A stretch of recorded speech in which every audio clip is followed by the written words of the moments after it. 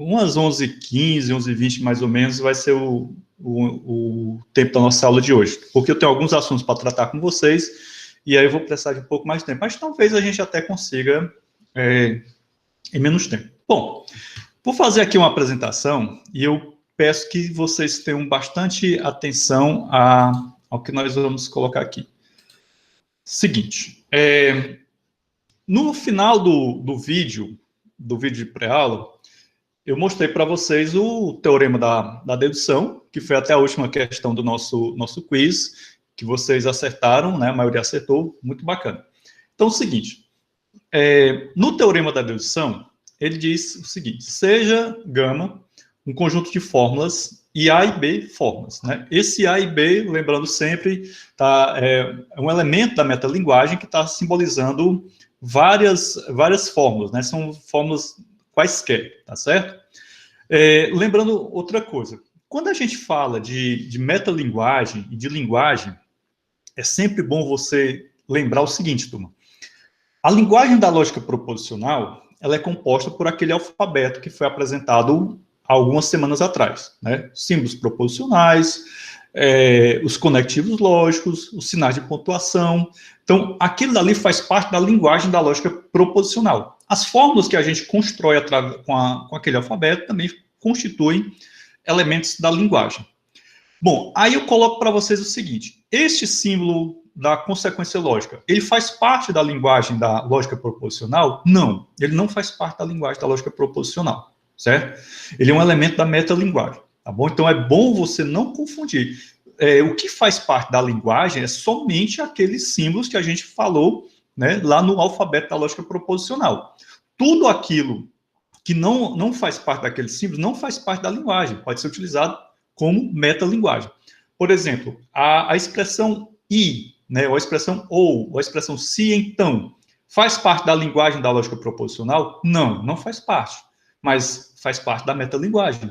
Nós utilizamos essa metalinguagem para explicar elementos da linguagem da lógica proposicional. Pode parecer uma coisa um tanto confusa? É um tanto confuso, mas com o tempo você vai se acostumando a diferenciar aquilo que é linguagem, aquilo que é metalinguagem, tá bom? Mas vamos voltar aqui para o nosso slide, certo? Seguinte, então, o que é que esse nosso teorema diz? Seja gama um conjunto de fórmulas e A fórmulas, então, B é consequência lógica de gama e de A, se somente se A condicional B for consequência lógica de gama. Como eu havia falado para vocês no nosso primeiro tempo da aula, quando eu utilizo o se somente se, eu estou dando uma ideia de via de mão dupla. Então, isso daqui é válido nesse sentido, ou seja, essa consequência lógica é válida se somente se essa consequência lógica for válida, da mesma forma que essa consequência lógica vai ser válida se somente se essa anterior também for válida. Bom, isso serve para quê? Serve para que eu possa começar a compreender um assunto extremamente importante chamado demonstração.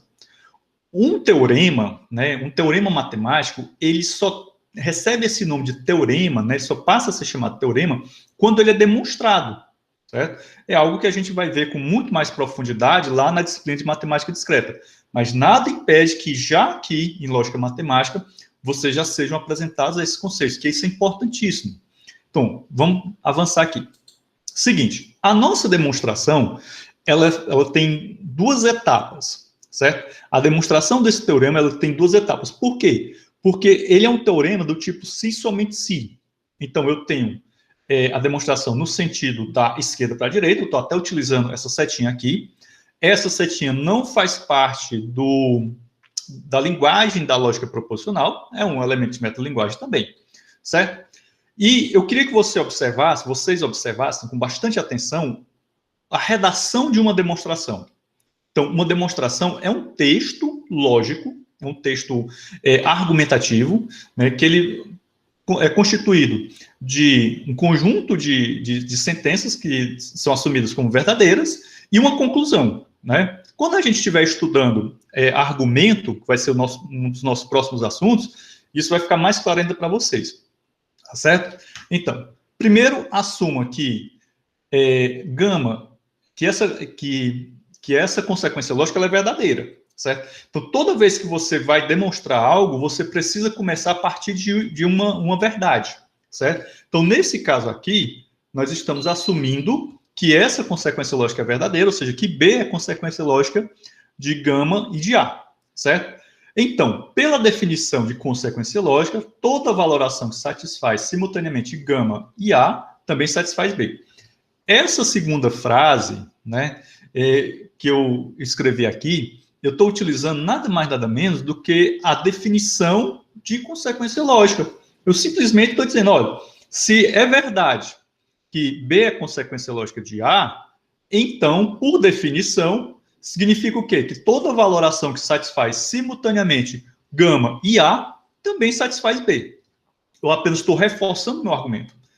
Para mostrar que A condicional B é consequência lógica de gama, considere a valoração V que satisfaz todas as fórmulas de gama. Ou seja, por definição, nós sabemos que toda valoração que satisfaz gama, né, esse conjunto de fórmulas gama, se satisfizer também essa condicional, então essa consequência lógica está verdadeira, certo? Entendido? Vamos verificar que a valoração de A consequência lógica, aliás, A condicional B é igual a 1. Veja que essa condicional aqui, certo?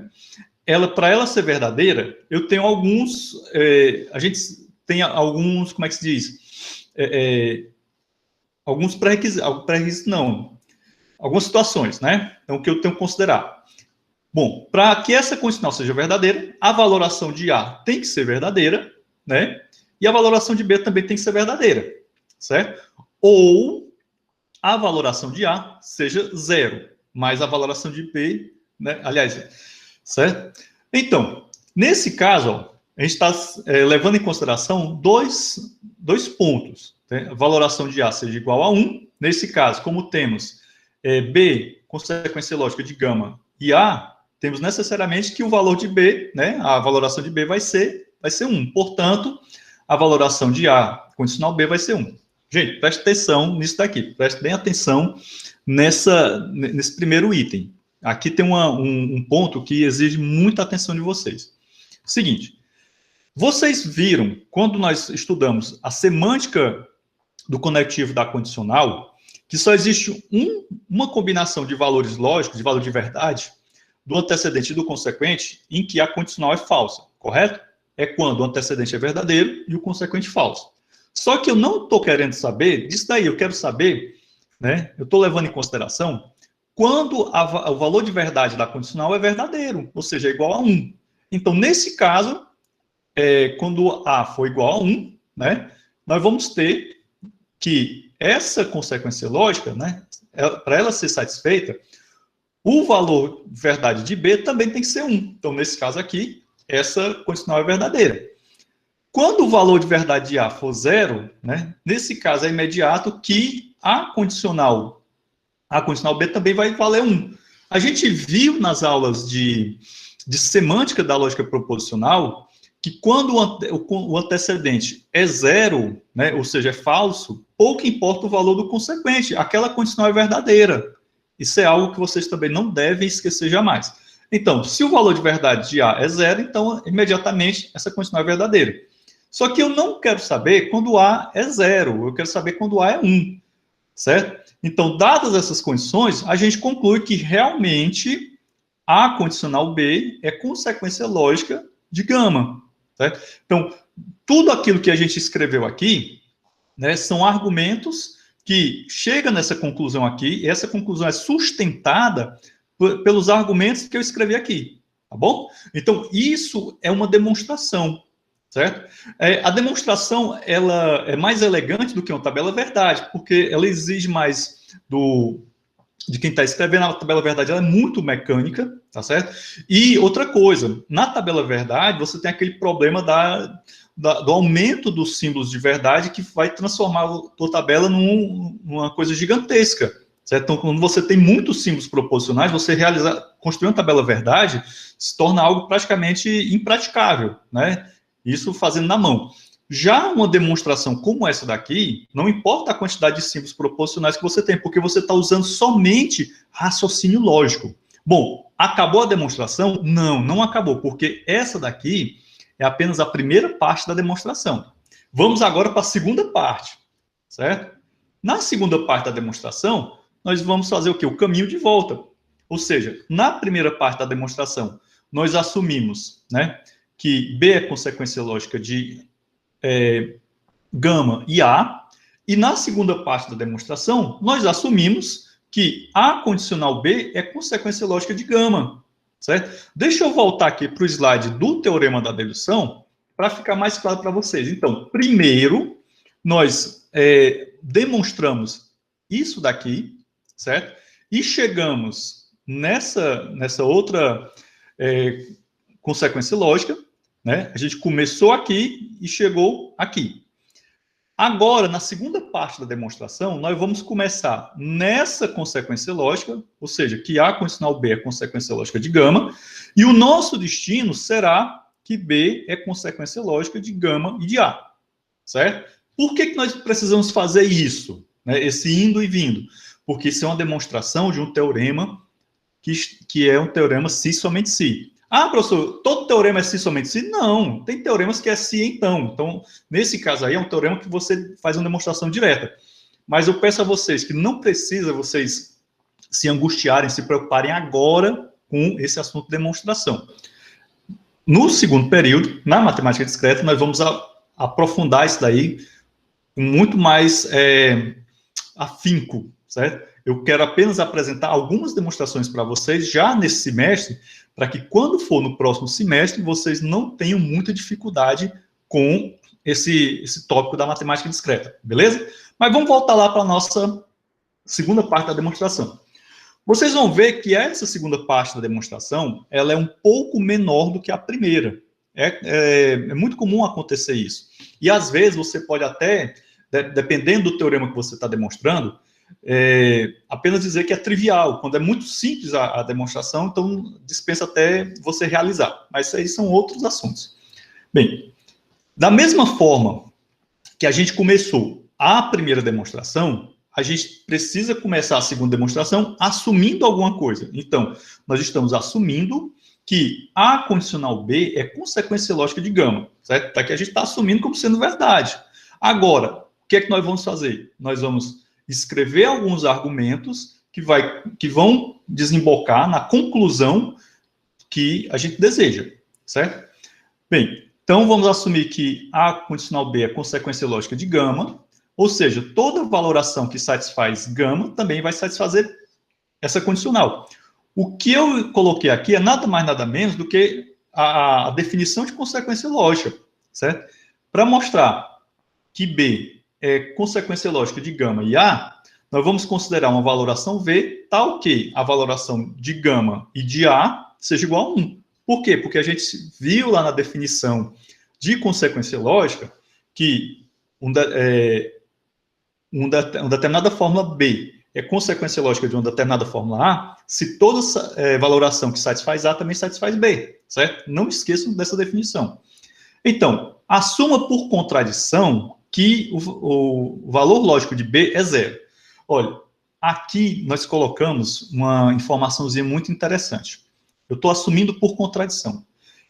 Quando eu digo isso, eu estou fazendo uma chamada prova por contradição. Na prova por contradição, nós assumimos o contrário de uma determinada sentença e a gente espera encontrar uma contradição. Se nós encontrarmos a contradição, então aquela sentença que nós assumimos como falsa, ela é verdadeira, tá certo? Presta atenção.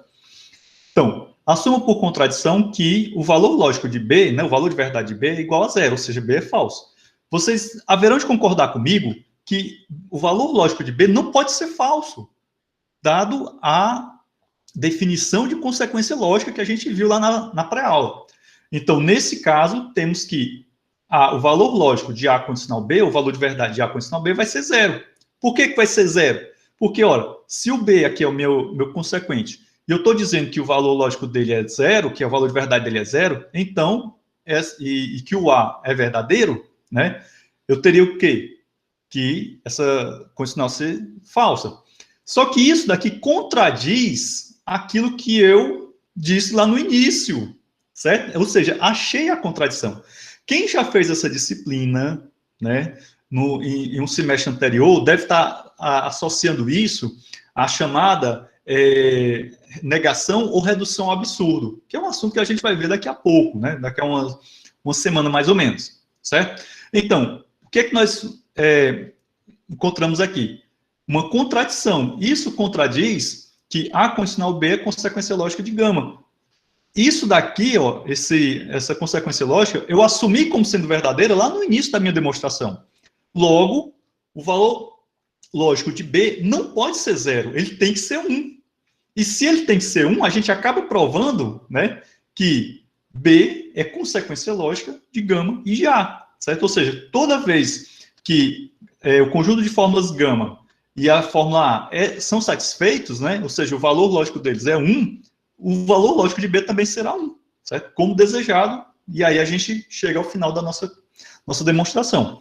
Então, essa demonstração, né, ela fecha a nossa parte sobre o teorema da dedução. Aí, talvez vocês devam estar perguntando, professor, toda vez que eu usar um teorema, eu preciso demonstrar o teorema? Não, você não vai precisar demonstrar teorema toda vez que você for utilizar um teorema. A demonstração é apenas para você compreender por que aquele teorema é verdadeiro, por que aquele teorema é um teorema, certo? Entendido? Mas quando você for utilizar teoremas, vocês vão utilizar ele e não precisa demonstrar. Claro que quando for solicitado a vocês que façam a demonstração de alguma proposição ou de algum teorema, aí sim você vai ter que trabalhar com isso aqui, tá certo? Bem, para finalizar essa parte do teorema da dedução, vamos ver aqui. Ó. O teorema da dedução diz que A condicional B é consequência lógica das hipóteses gama, se somente se ao adicionarmos A às hipóteses, podemos inferir logicamente B. Então, isso daqui é, em outras palavras, o que quer dizer o teorema da dedução. Então, se eu tenho aqui um conjunto de hipóteses gama e essa condicional A condicional B é consequência lógica desse conjunto de hipóteses, eu posso tranquilamente pegar esse antecedente A, colocar ele junto às hipóteses gama, né, esse conjunto de hipóteses gama, fazer com que A seja uma hipótese assumida e que o B, que é o meu consequente dessa condicional, ele vai se transformar em quê? Vai se transformar na nova consequência lógica, certo? Ou seja, B vai ser consequência lógica não somente de gama, mas também de gama e do seu antecedente A. Quando a gente estiver trabalhando com demonstração, nós vamos voltar a utilizar o teorema da demonstração, tá certo? Não se preocupe, não. Mas isso daqui é para vocês começarem a compreender. Gente, além da consequência lógica, né, um outro conceito importante nessa nossa unidade de conhecimento é o conceito de equivalência lógica. Então, lá na videoaula, eu falei para vocês que a consequência lógica é uma via de mão única. Ou seja, quando eu digo que B é consequência lógica de A, certo? Eu estou num sentido, certo? Eu estou afirmando que B é consequência lógica de A, mas não necessariamente que A seja consequência lógica de B, certo? Tem até um exemplo que a gente mostra lá na videoaula, que o contrário não vale. Quando eu falo de equivalência lógica, aí a coisa muda um pouco de figura. Por quê? Porque a equivalência lógica ela é uma via de mão dupla, né? Ou seja, como eu estou falando aqui no slide, duas fórmulas A e B são logicamente equivalentes, representadas por esses 3 tracinhos, certo? Alguns autores usam esses 3 tracinhos, outros autores usam outra simbologia. E lembrando, esses tracinhos paralelos aqui, eles não fazem parte da linguagem da lógica proposicional, ele é metalinguagem, tá certo? Se as valorações que satisfazem A são exatamente as mesmas valorações que satisfazem B, certo? Em outras palavras, toda vez que o valor de verdade de A for verdadeiro, o valor de B também tem que ser verdadeiro, certo? Entendido? Aliás, isso, exatamente. Então, são as mesmas, é isso mesmo. Então, são as mesmas, tá certo?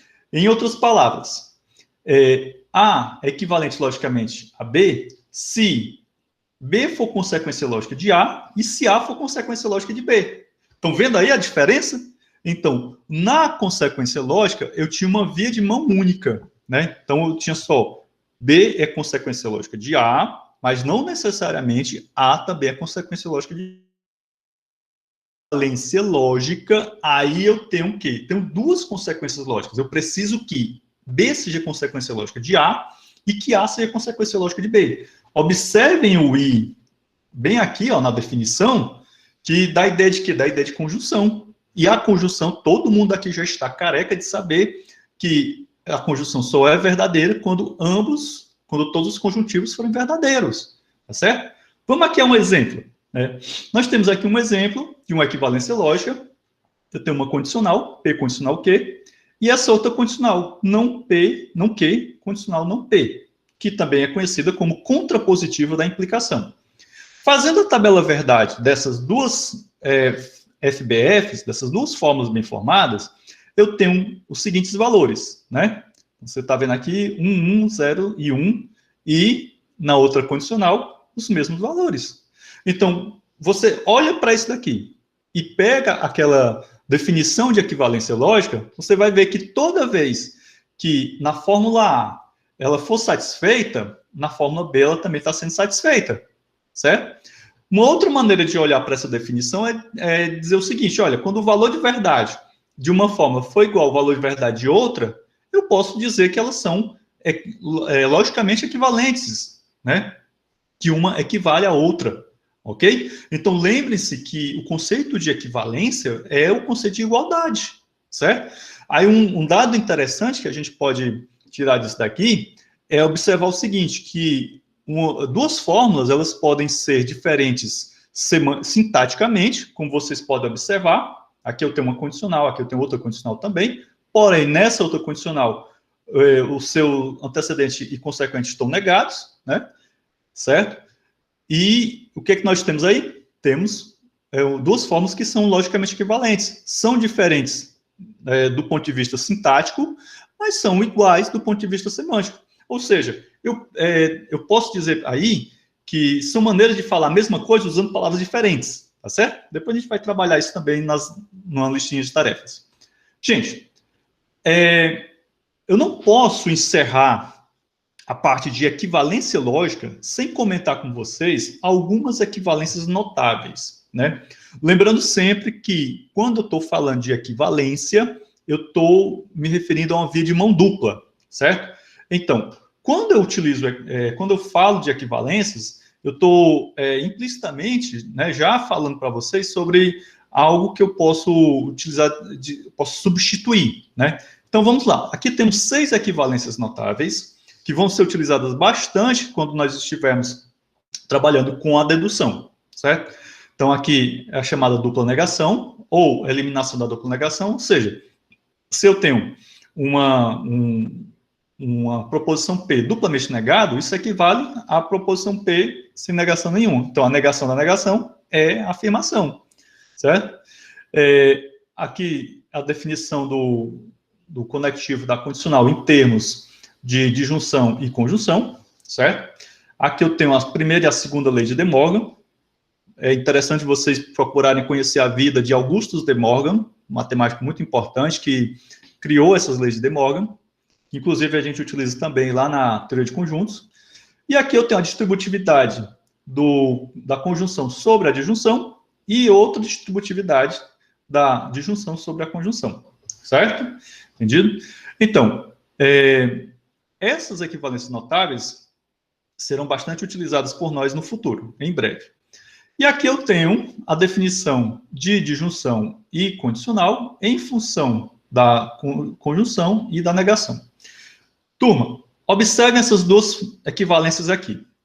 Essas equivalências estão me mostrando que se eu não tivesse o conectivo da disjunção e nem o conectivo da condicional, eu poderia tranquilamente trabalhar somente com os conectivos da negação e o conectivo da conjunção, certo?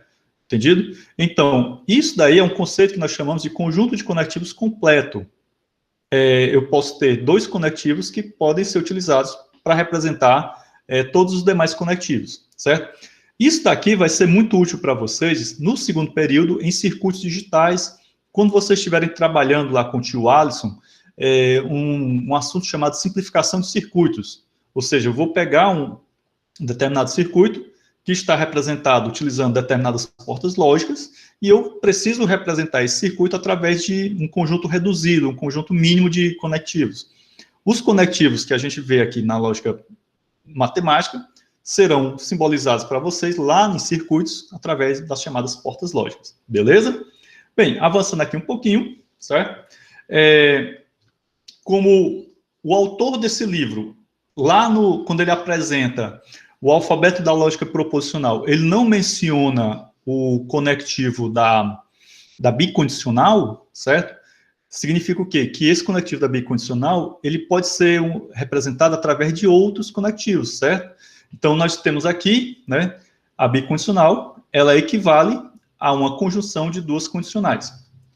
Ou seja, a bicondicional, esse conectivozinho aqui da bicondicional, nós podemos dizer que ele é uma espécie de abreviação dessa forma. Ou seja, essa forma aqui, A bicondicional B, ela é a abreviação dessa conjunção A condicional B, B condicional A. Certo? Aqui eu tenho a tabela verdade, e aqui eu tenho um teorema, né, que diz o seguinte: A equivale a B se somente se a bicondicional A condicional B, A bicondicional B, é uma fórmula válida. Lembre-se que o conceito de fórmula válida que foi apresentado na aula passada, né, equivale é o mesmo conceito de tautologia, sinônimo de tautologia.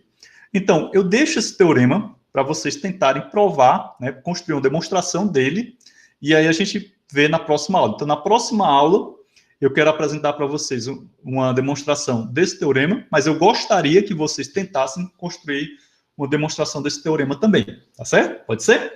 Gente, com isso aqui a gente encerra a parte de consequência lógica, de equivalência lógica. Na nossa próxima unidade de conhecimento será sobre demonstração, certo? Essa aula e a videoaula foram feitas a partir desse material, desse livro, Lógica para a Computação, certo? Um livro bem interessante. Bom, eu vou encerrar aqui essa apresentação e agora eu quero passar para um outro ponto que vai encerrar a nossa aula de hoje, certo? Esse outro ponto encerra a nossa aula de hoje. Deixa eu só fechar aqui o PDF. Pronto, preparar aqui.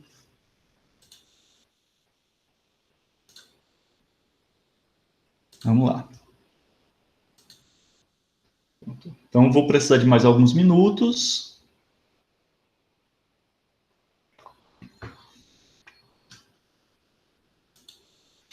Eu tinha preparado para vocês aqui uns esboçozinhos, né, umas coisas escritas, para a gente falar sobre linguagem versus metalinguagem, mas eu acabei comentando com vocês ainda há pouco, né? Só queria reforçar a ideia da diferença entre linguagem e metalinguagem. Então, toda vez que a gente estiver se referindo à linguagem da lógica proposicional, certo?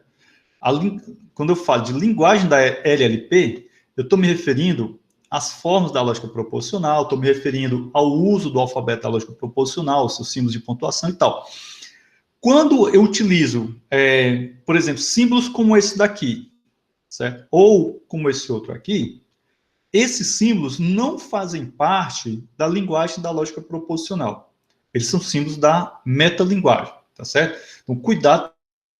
Assim como o símbolozinho da consequência lógica, né? Ele também não faz parte da linguagem da lógica proposicional. Beleza? Entendido? Bom, gente, ainda naquele assunto de demonstração, certo? Eu queria comentar com vocês isso daqui. Seguinte, eu tenho aqui uma proposição. Se H é tautologia, ou seja, é uma forma válida, então H é satisfazível, certo? Lembre-se dos conceitos de validade, de tautologia, que nós trabalhamos na aula passada e que a gente voltou um pouquinho nessa aula de hoje. Bom, se eu pedir para vocês demonstrarem que essa proposição aqui é verdadeira, usando a tabela verdade, o que é que vocês iriam fazer? Vocês iam pegar uma fórmula H qualquer, né? E mostrar que se ela é uma tautologia, então ela é satisfazível. Ou seja, vocês iam simplesmente pegar qualquer forma que é uma tautologia, como, por exemplo, P de junção não P, né? Que é o princípio do terceiro excluído, construir a tabela verdade dela e eu me mostrar, ó, todas as linhas tem valor T, então ela é verdade que ela é uma tautologia, e se no conceito de forma satisfazível diz que tem que existir pelo menos uma linha que é verdadeira, ou seja, que satisfaz, então está dizendo, a tabela verdade mostra que há mais de uma linha, né? Quanto mais uma, certo? Então, isso seria uma demonstração usando a tabela verdade, tá certo? Bom, mas como eu falei para vocês, existe outro tipo de demonstração, que é uma demonstração mais textual. Então, aqui eu estou colocando para vocês duas demonstrações que não são demonstrações utilizando tabela verdade, certo? Então, aqui eu tenho um texto argumentativo, né, que eu começo dizendo o seguinte: suponha que H é uma tautologia. Lembram da demonstração que eu fiz ainda há pouco, do teorema da dedução? Eu começava com uma suposição, que eu assumo como sendo verdadeira. Então, suponho que H é uma tautologia. Por definição, aí eu vou construindo o meu argumento. Ó. Por definição, toda linha de H temos que a interpretação de H é igual a V, ou seja, o valor de verdade de H é igual a V. Eu estou simplesmente utilizando a definição de fórmula válida ou tautologia. Assim sendo, existe uma linha na tabela verdade tal que a interpretação dessa linha vai ser V. Certo? Portanto, ó, essa palavrinha portanto, ela sempre dá a ideia de que depois do portanto vem uma conclusão. Então, portanto, H é satisfazível ou satisfatível, certo? E aqui eu encerro a minha demonstração, ok? Então, vejam que nesse texto que eu escrevi, eu comecei dizendo que H é uma tautologia, certo?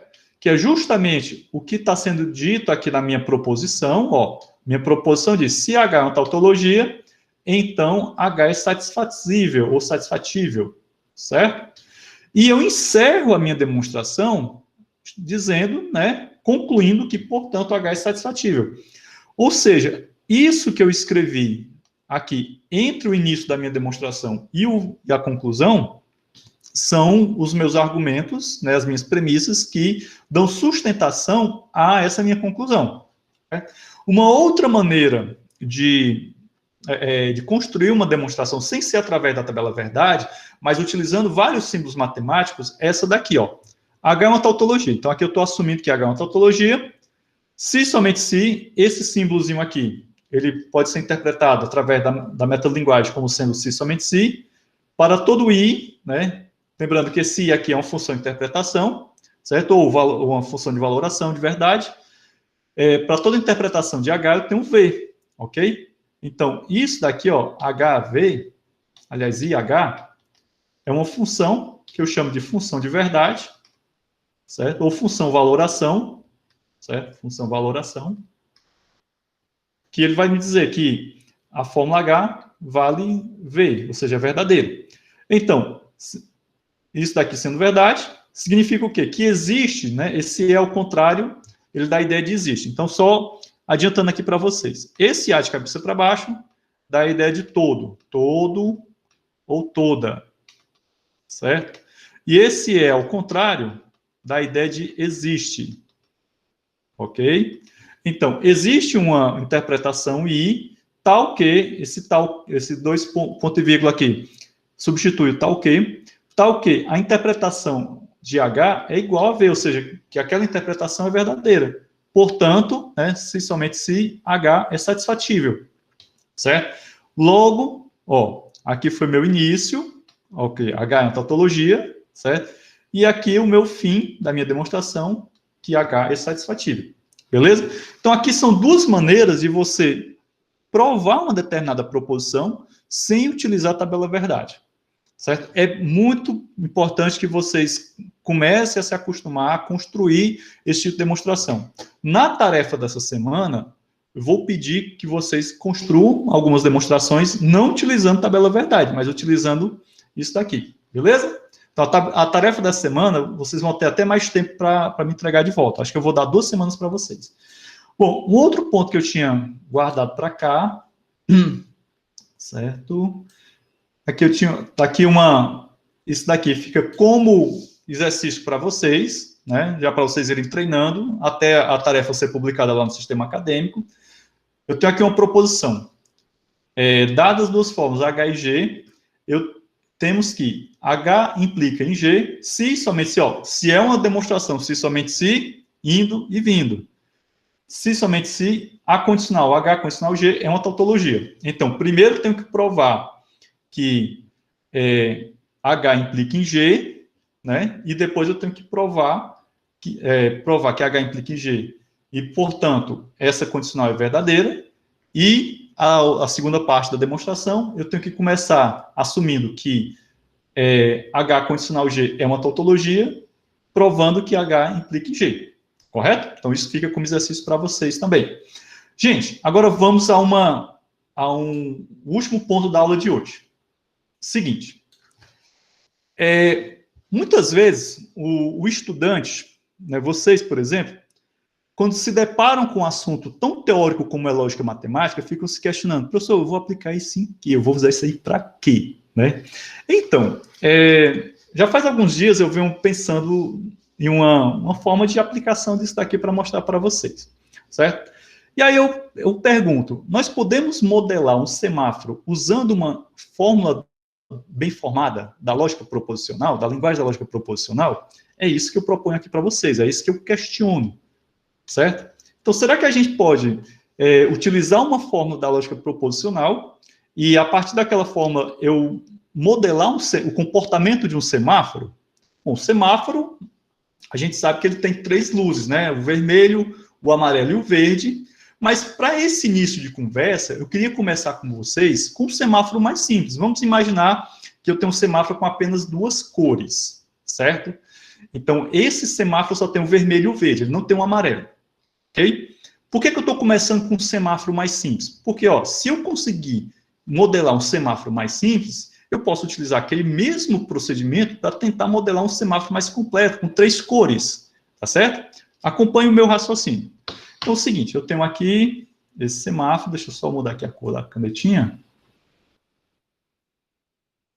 Beleza? Então, vamos começar com um semáforo mais simples. Vamos imaginar que eu tenho a seguinte situação. Tenho aqui uma rua, certo?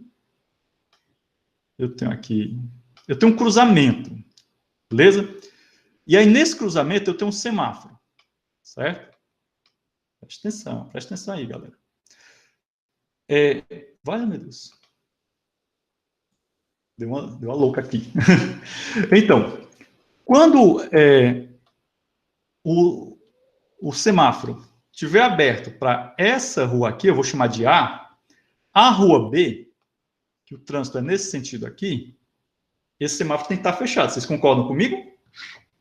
Quando o tráfego estiver aberto para o B, o tráfego para o A tem que estar fechado. Certo? Vão acompanhando aí o meu raciocínio. Beleza? E eu tenho um semáforo que controla isso tudo.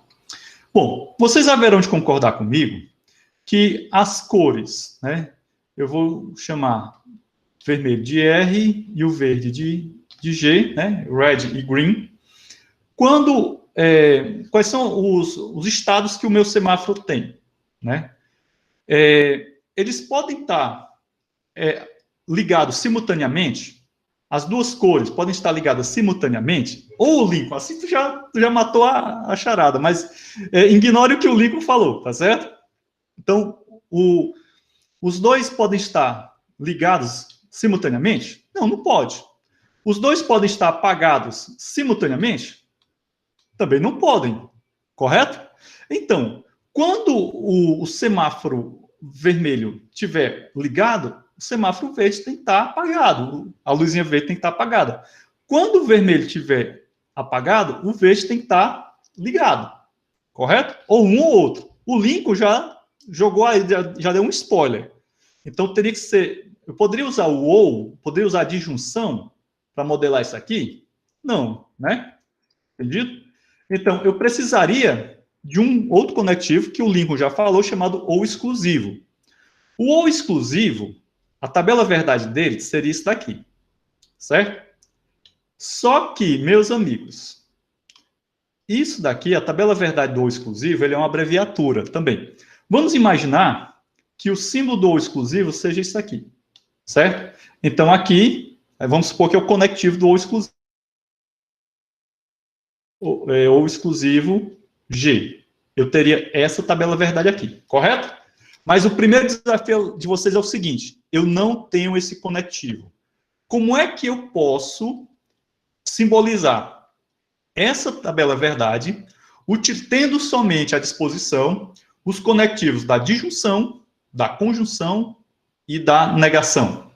Certo? É possível fazer? É, certo? Porque o ou exclusivo, como eu havia falado, é uma abreviação, certo? Vou pegar aqui meus alfarrábios, deixa eu deixar aqui anotado para vocês. Então, gente, o que é que nós temos aqui? Vamos lá. Nós temos que uma formulazinha, eu vou fazer o seguinte, ó. O ou exclusivo, certo? Equivale, logicamente, à seguinte fórmula bem formada. R, G, disjunção, não R, conjunção, G. Pronto. Agora, senhoras e senhores, vocês têm aqui a equivalência do ou exclusivo, e através dessa sentença aqui, dessa fórmula bem formada, você vai construir uma tabela verdade, né, que vai ser equivalente a essa daqui, certo? Então, nessa tabela verdade, certo, nós vamos poder fazer algumas análises, ok? Por exemplo, deixa eu só colocar aqui os valores. Acho que dá para a gente colocar aqui. Deixa eu ver aqui.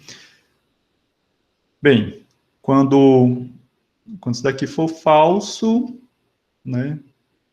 Quando ambos for verdadeiro, aqui vai ser falso, certo?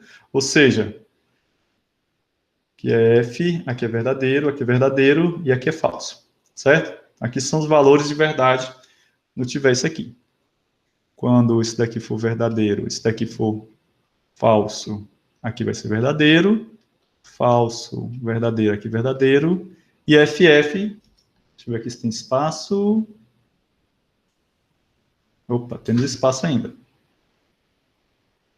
FF, aqui vai ser, aliás, espera aí que eu cometi um erro, aqui é verdadeiro. Verdadeiro e aqui falso. Ok? Então, gente, essa tabela verdade, ela modela com perfeição o comportamento desse semáforo, né, nesse cruzamento, certo? Depois vocês podem até construir a tabela verdade mais detalhada e analisar ela bem direitinho, né? Vocês podem imaginar, fazer o seguinte, ó. Aqui é a rua A, aqui é a rua B, certo? Aliás, o tráfego da rua A e o tráfego da rua B. Mas essa fórmula aqui simboliza esse único semáforo que abre para uma via e fecha para outra. Ok? Bom, diante disso, o que é que eu proponho para vocês? Né? Já estamos aqui nos finalmente da nossa aula de hoje. Ora, eu tenho essa fórmula, certo? Mas aqui eu tenho um semáforo com apenas duas luzes. Como é que eu modelaria um semáforo com 3 faróis? Com vermelho, amarelo e verde. Fica como exercício para vocês, certo? Como é que você construiria uma tabela, verdade, né, para modelar o comportamento desse semáforo, certo? Bom, um outro desafio. Nesse caso aqui, é um semáforo de um cruzamento convencional, certo? Mas tem aqueles semáforos de 3 tempos, certo? Que ele abre para uma via e para outra fazer o retorno, certo? Então, tem esses semáforos de 3 tempos, 4 tempos. Bom, como é que a gente modelaria isso? É bem mais complexo, certo? Eu acho que deu para vocês entenderem esse exemplo mais simples, utilizando aqui um semáforo com apenas 2 luzes, né, o vermelho e o verde.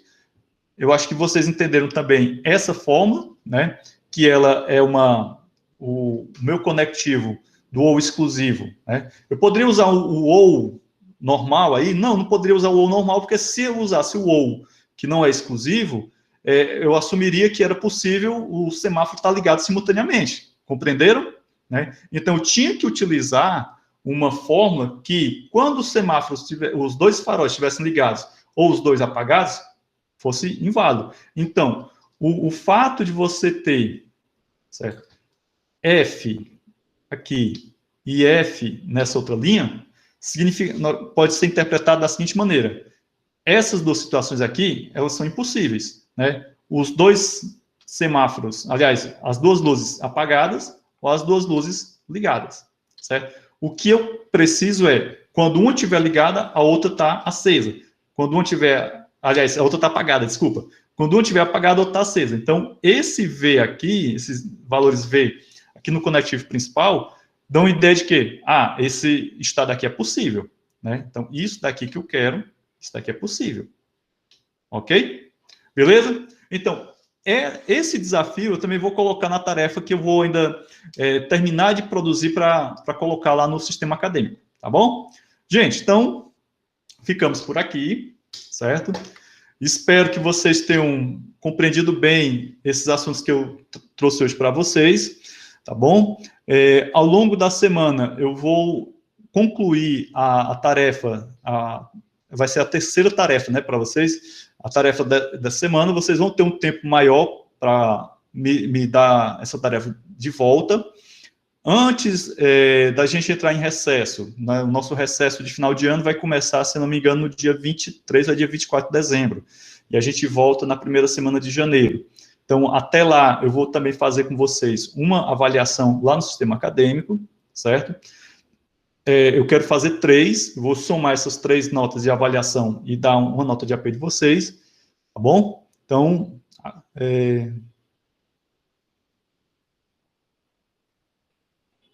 Não, Mariana, eu sou coordenador sou coordenador do curso, né? Certo? Entendido? Eu sou professor e sou coordenador. Essa semana nós vamos ter uma reunião de colegiado e eu vou levar para os colegas aquela demanda de vocês, tá bom? Então, gente, eu queria me despedir de vocês, vou encerrar agora aqui a gravação, certo? Sugiro que vocês assistam novamente essa aula, porque teve muito conteúdo hoje e uns conteúdos um pouco complexos, principalmente aquela parte da demonstração, tá bom? Então, assistam novamente. Gente,